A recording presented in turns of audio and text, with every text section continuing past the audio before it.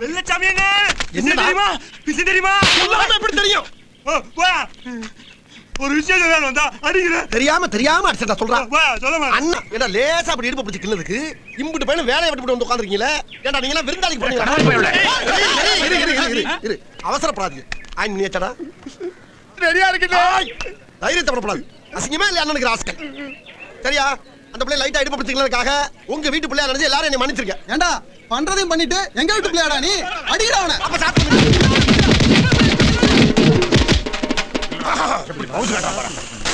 ஐட்ட தர்றா. இதுதான் கடைசி. ஏதோ உடம்பு தேக்கா இருக்க கண்டு ஊரே குடி குத்துனாலும் ஒரு கூட்டம் ஆகுது. போ இந்தாங்க கட்டுங்கண்ணே. பாத்துக்கிட்டு இருந்தா எங்கனாலயே தாங்க முடியல. நீங்க எப்படினே தாங்குனீங்க? டேய் எல்லாம் பழகிருச்சுடா. இத வச்சு உங்க அண்ணன் எலெக்ஷன்ல பண்ணல. எலெக்ஷனா? ஆமாடா. எவ்வளவு வாங்கிருக்கேன் இவங்கிட்ட. இத சொல்லி ஓட்டு கட்டோம்னா இறக்கப்பட்டு என்ன சிஎம் ஆக்கிடுவாங்க. உங்களை பூரா எம்எல்ஏ ஆக்கிடுவாங்க. எம்எல்ஏவா? பவுடர் போடுங்கண்ணே.